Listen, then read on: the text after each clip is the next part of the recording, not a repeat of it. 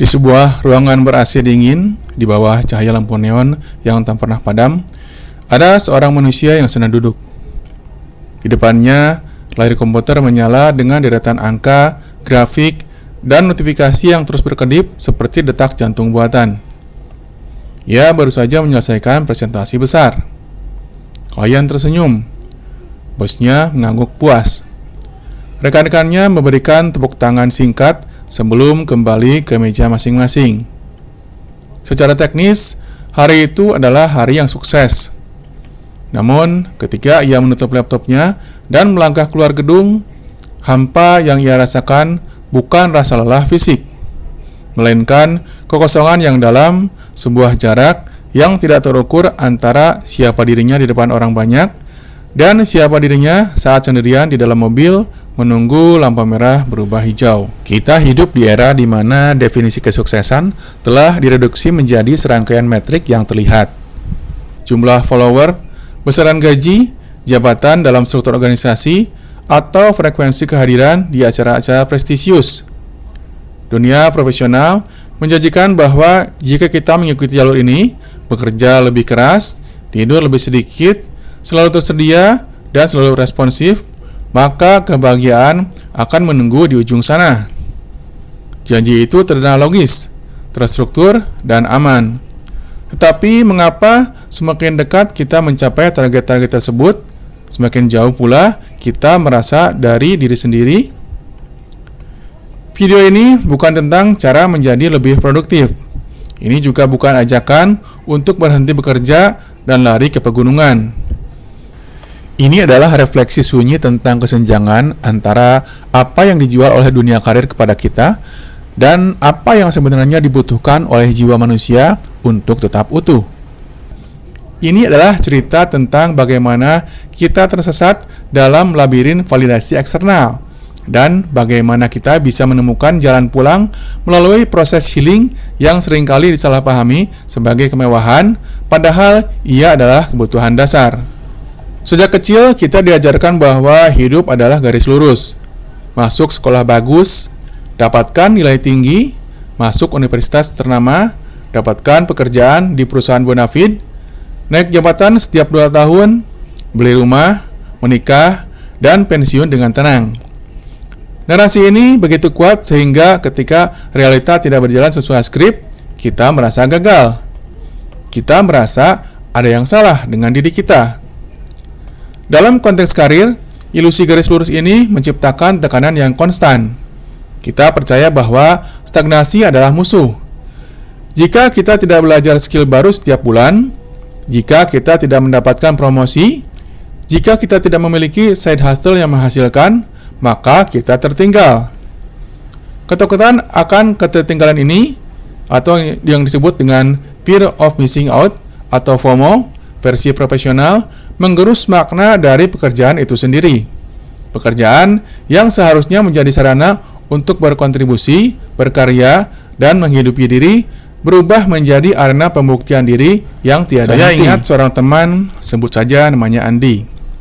Andi adalah arsitek brilian. Ia mencintai desain, ruang, dan bagaimana cahaya jatuh pada sebuah bangunan.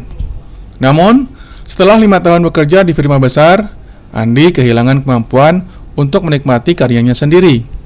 Setiap gambar yang ia buat tidak lagi dilihat sebagai ekspresi kreativitas, melainkan sebagai tiket untuk mendapatkan persetujuan atasan atau klien. Ia terjebak dalam siklus revisi yang tidak ada habisnya, bukan karena keinginan untuk kesempurnaan estetika, tetapi karena ketakutan akan kritik. Suatu malam, Andi menelepon saya. Suaranya datar. "Aku lupa kenapa aku memilih jurusan ini," katanya. Kalimat itu menghantam saya. Bukan karena Andi ingin pindah profesi, tetapi karena ia kehilangan koneksi dengan alasan awal ia memulai perjalanan ini. Ia telah berjalan begitu jauh mengejar validasi eksternal, penghargaan, publikasi, pengakuan industri, hingga ia lupa bahwa bahan bakar utamanya adalah kecintaan pada proses pencipta.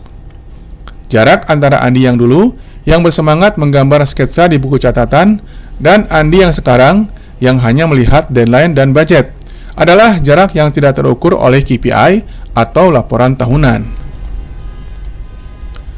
Salah satu aspek paling berbahaya dari dunia profesional modern adalah normalisasi kelelahan. Kita bangga dengan kesibukan. Sibuk menjadi badge of honor, tanda bahwa kita penting, dibutuhkan, dan relevan. Padahal, sibuk seringkali hanyalah topeng dari ketidakmampuan kita untuk menetapkan batasan atau ketidaktahuan kita tentang apa yang benar-benar bernilai bagi kita. Rutinitas yang menggerus makna biasanya tidak datang dalam bentuk bencana besar. Ia datang secara perlahan seperti erosi. Dimulai dari memeriksa email di pagi hari, bahkan sebelum bangun dari tempat tidur.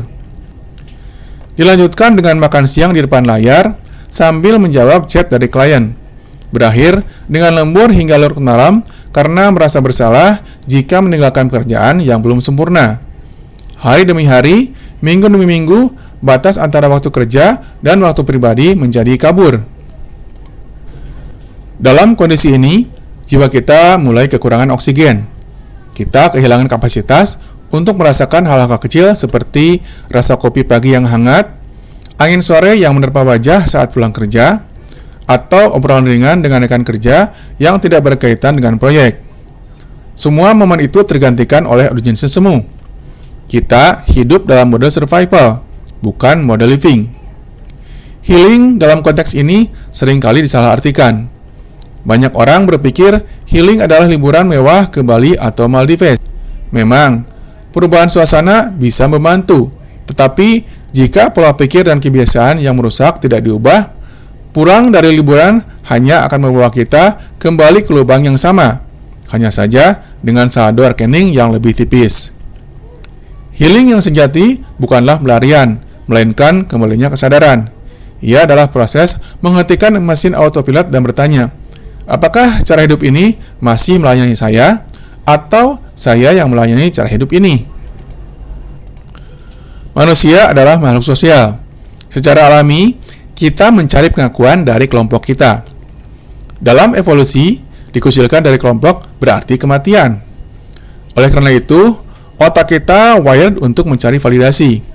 Namun, di era digital dan korporat, mekanisme ini dieksploitasi habis-habisan.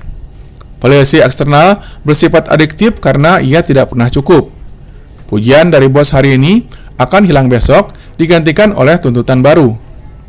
Likes di media sosial memberikan dopamin sesaat, tetapi meninggalkan kekosongan yang lebih dalam setelahnya.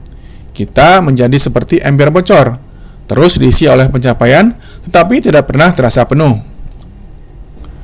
Masalahnya, ketika kita bergantung sepenuhnya pada validasi eksternal, kita menyerahkan kendali atas harga diri kita kepada orang lain.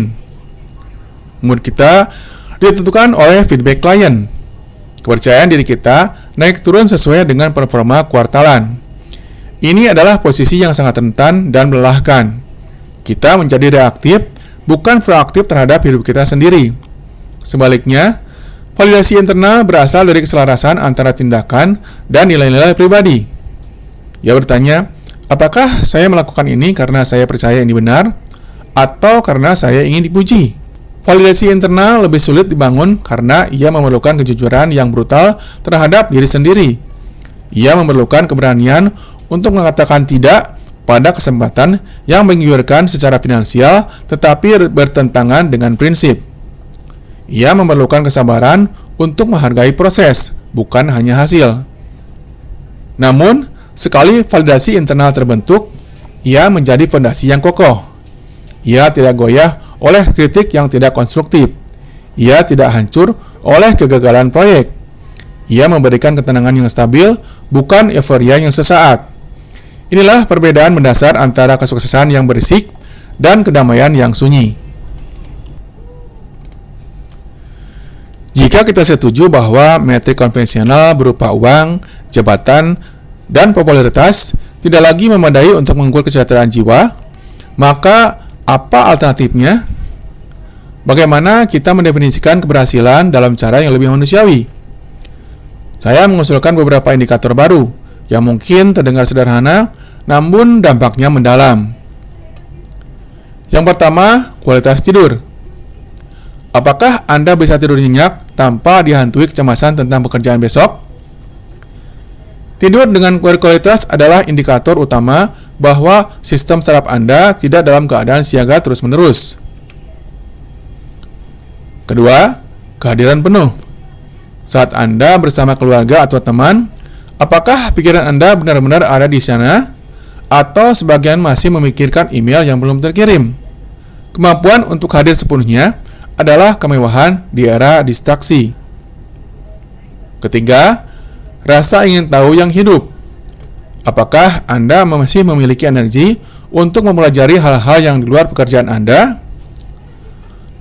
Apakah Anda masih membaca buku, menonton film, atau mengeksplorasi hobi hanya untuk kesenangan, bukan untuk produktivitas?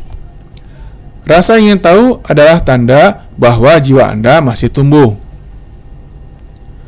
4. Batasan yang sehat. Bisakah Anda mematikan telepon setelah jam kerja tanpa merasa bersalah? Bisakah Anda mengambil cuti tanpa merasa dunia akan runtuh? Batasan adalah bentuk cinta diri tertinggi dalam lingkungan profesional yang eksploitatif. 5. Ketenangan di akhir hari. Ini adalah metrik terpenting. Ketika kepala menyentuh bantal, apakah ada rasa damai? Atau ada daftar panjang penyesalan dan kecemasan?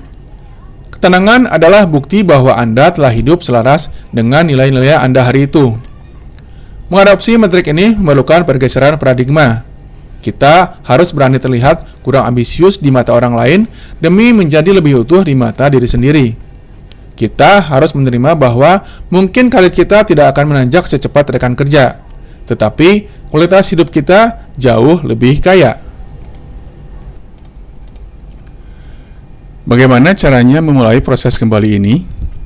Tidak ada resep instan, tetapi ada langkah-langkah kecil yang bisa diambil. Pertama, lakukan audit energi. Selama seminggu, catat aktivitas apa yang menguras energi Anda dan aktivitas apa yang mengisi energi Anda. Jangan menilai baik atau buruk, cukup amati. Mungkin meeting tertentu sangat menguras, sementara menulis jurnal sangat mengisi. Data ini akan membantu Anda membuat keputusan yang lebih sadar tentang bagaimana mengalokasikan waktu Anda. Kedua, praktikkan seni cukup. Dalam budaya yang mendorong lebih, memilih cukup adalah tindakan radikal. Cukup baik untuk draft pertama, cukup responsif untuk hari ini, cukup sukses untuk tahap ini. Memeluk konsep cukup membebaskan kita dari jeratan perfeksionisme yang melumpuhkan. Ketiga, ciptakan ritual transisi. Otak kita butuh sinyal untuk beralih dari mode kerja ke mode istirahat. Ritual ini bisa sederhana: mengganti pakaian saat sampai di rumah, berjalan kaki 10 menit tanpa gadget, atau mendengarkan playlist tertentu di perjalanan pulang. Ritual ini membantu memisahkan identitas profesional dari identitas pribadi. Keempat, temukan komunitas yang mendukung. Cari teman atau mentor yang tidak hanya berbicara tentang pencapaian, tetapi juga tentang kerentanan dan pembelajaran. Lingkungan sosial sangat mempengaruhi standar normal kita. Jika sekeliling kita semua berlomba-lomba dalam kelelahan, kita akan merasa aneh jika beristirahat. Tapi, jika kita berada di lingkaran yang menghargai keseimbangan, istirahat menjadi hal yang wajar. Kelima, izinkan diri untuk bersedih atau marah. Healing bukan tentang selalu positif. Kadang, kita perlu mengakui bahwa kita sedih karena waktu yang terbuang atau marah karena sistem yang tidak adil. Menekan emosi ini hanya akan membuatnya muncul dalam bentuk penyakit fisik atau burnout. Biarkan emosi itu mengalir, akui, lalu lepaskan. Pada akhirnya, perjalanan karir adalah bagian dari perjalanan hidup, bukan keseluruhan hidup. Ia adalah alat, bukan tujuan. Ketika kita lupakan hal ini, kita menjadi budak dari alat tersebut. Jarak yang tidak terukur itu memang ada. Ia adalah celah antara ekspektasi masyarakat dan kebutuhan jiwa. Namun, jarak itu bisa dijembatani, bukan dengan lari dari tanggung jawab, tetapi dengan mengubah cara kita berhubungan dengan tanggung jawab tersebut. Dengan menyadari bahwa kita berhak untuk bahagia bukan setelah mencapai sesuatu, tetapi selama kita menjalani prosesnya. Mungkin besok Anda akan kembali ke kantor yang sama, menghadapi klien yang sama, dan mengerjakan tugas yang sama. Tetapi, jika Anda membawa kesadaran baru bahwa nilai Anda tidak ditentukan oleh output Anda, bahwa ketenangan adalah prioritas, dan bahwa Anda berhak untuk menetapkan batasan, maka pengalaman Anda akan berbeda. Anda tidak lagi sekedar bertahan, Anda mulai hidup. Biarkan video ini menjadi pengingat lembut di tengah hiruk-pikuk notifikasi, bahwa di balik gelar, jabatan, dan angka-angka, ada manusia yang butuh dihormati, didengar, dan dicintai termasuk oleh diri sendiri. Dan bahwa keberhasilan terbesar bukanlah seberapa tinggi Anda mendaki, tetapi seberapa damai Anda saat berdiri dimanapun Anda berada saat ini. Karena pada akhirnya, ketika semua lampu neon padam dan semua layar mati, yang tersisa hanyalah Anda dan ketenangan hati Anda. Pastikan bahwa apa yang Anda kejar di luar sana tidak mencuri apa yang Anda butuhkan di dalam sini. Jarak itu mungkin tidak terukur oleh meteran atau stopwatch, tetapi ia terasa sangat nyata di setiap napas yang kita tarik. Mari kita pendekkan jarak itu, satu pilihan sadar pada satu waktu.